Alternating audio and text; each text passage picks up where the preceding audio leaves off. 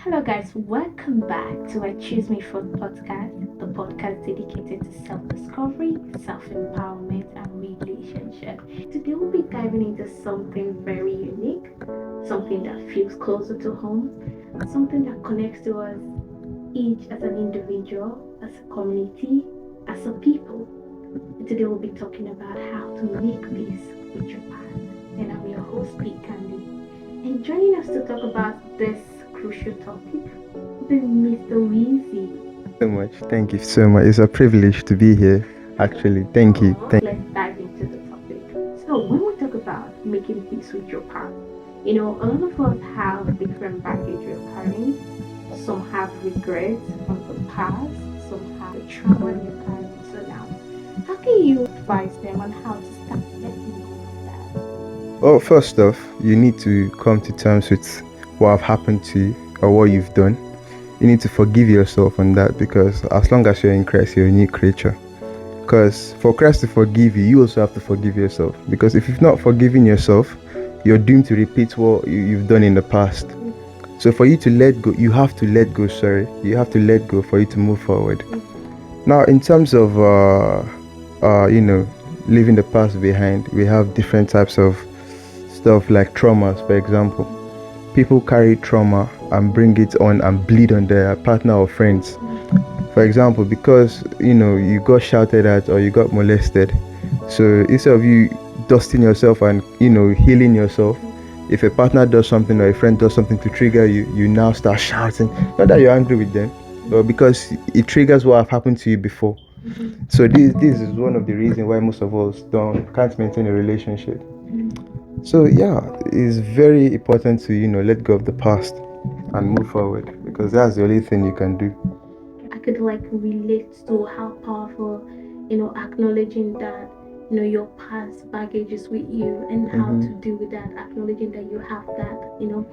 Then my next question is now, how can an individual, work on the fact of like letting go, dissociating themselves from the emotional weight they carry, from the trauma, from the, resentment, from the regret they have from the past? Fear is because we as humans we don't deal with conflict very well, and this type of stuff it's like builds up frustration and stress.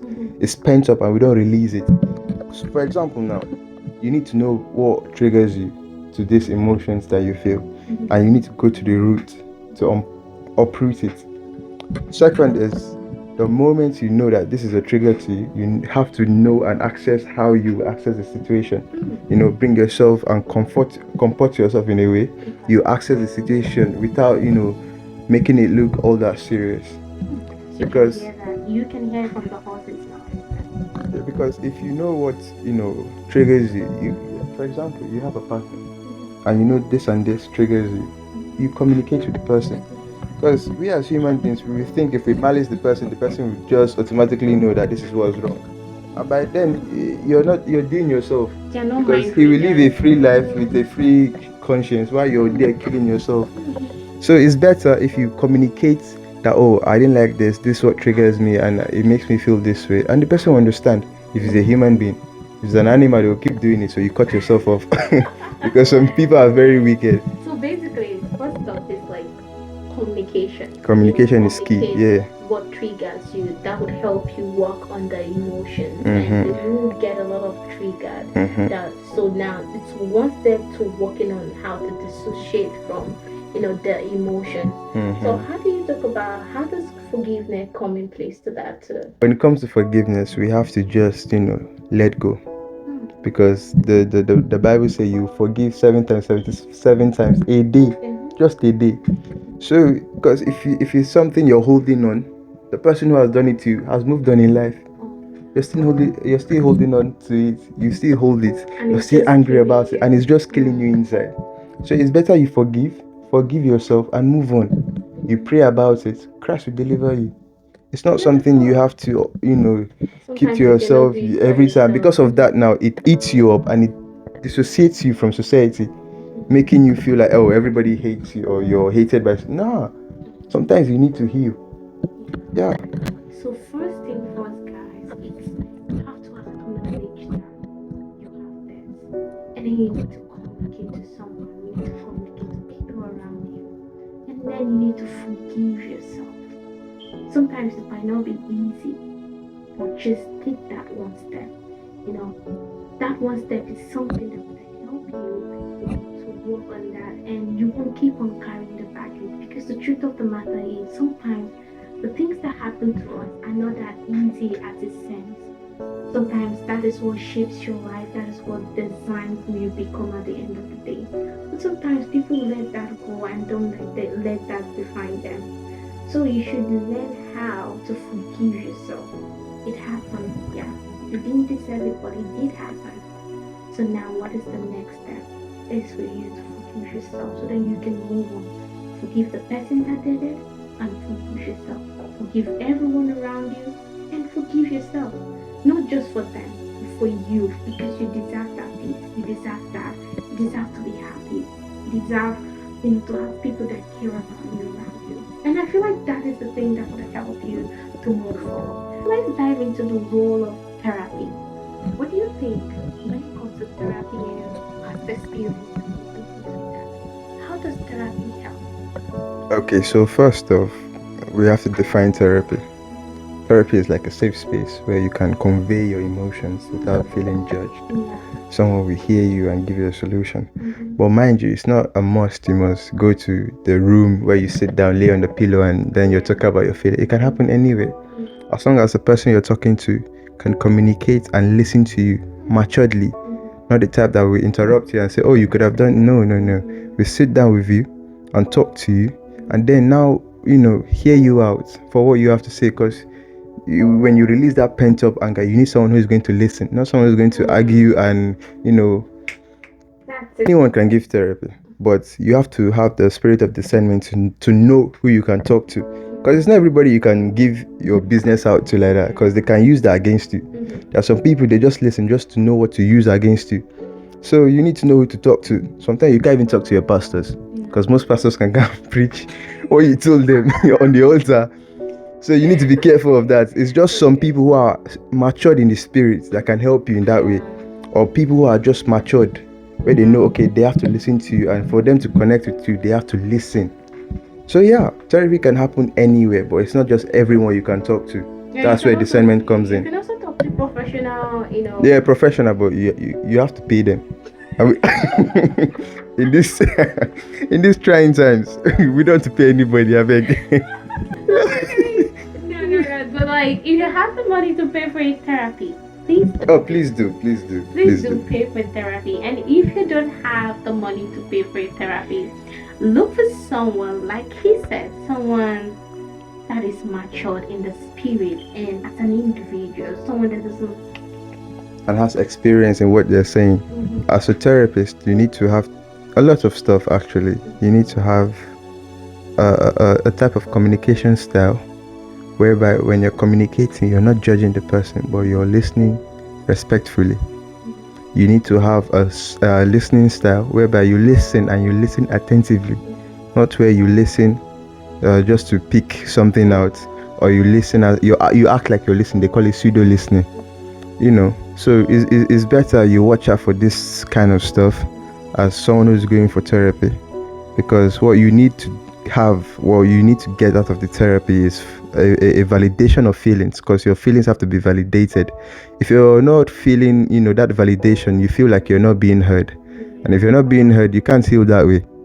You need to be heard. Exactly, everyone needs to be heard. People really do you need to have people who are ready to listen to you, listen to you, not judge you. Let me say this again, not people who judge you, because a lot of people will hear you and be like, hey Kwesi, is that you?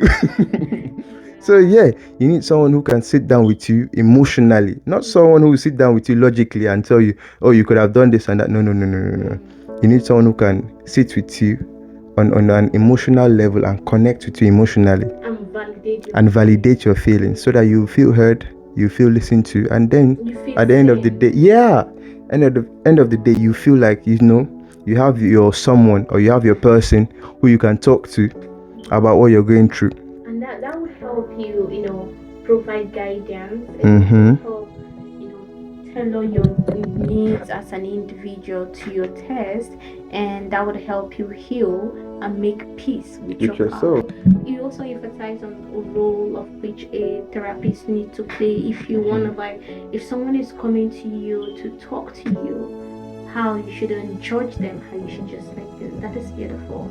So I wanted to ask to our audience, do you have any personal experience from, forgiving yourself from your past and moving on and making peace with that? And how has that impacted? How have you moved forward? As a guy who used to be for the streets, I'm no more for the streets because I've given my life to Christ. Oh, that is beautiful to know. Honestly, I've given my life to Christ a long time ago, but recently I've been having this conviction that what I'm doing is not good. And now that I'm reading my Bible, I feel even the things I've done are worst. Because even in the Bible it says, as you get closer to God, you see yourself as a dirty man. So for you to heal first, what you need is you need to go closer to the source of everything. That's God.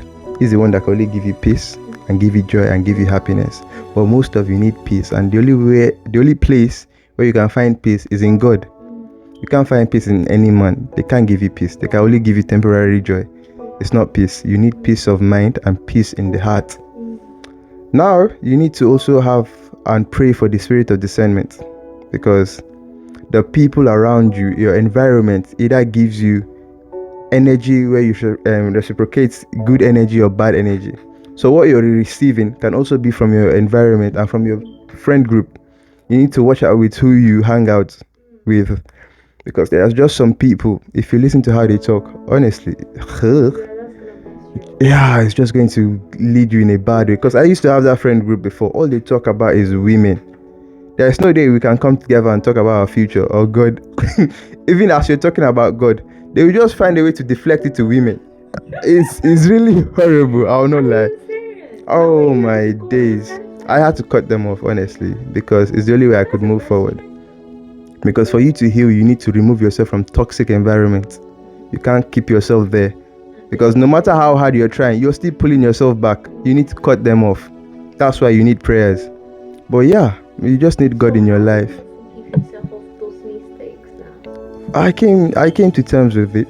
I saw myself as this and that, and I said, okay, I am this, and I need forgiveness. Which means you acknowledge the fact that you did those things. Exactly. You validate your feelings, your actions, and everything that happened, and you decide to move forward. Exactly. So I always tell myself, this is what I use for myself. Have peace with yourself. Your peace should always come first. If you know someone is affecting or disturbing or somehow messing up with your peace, cut them off, please. Do not wait till the last minute where you've already turned to ruin and then you're like, well, I need to cut this. No, cut them off immediately. If they are not promoting your peace, but yet they are bringing you down, stressing you out, cut them off. Before we wrap up today's episode, I want you guys to know that the first thing towards making peace with your past is you have to acknowledge that whatever happened to you happened to you. And you need to see the fact that yes, you didn't deserve it.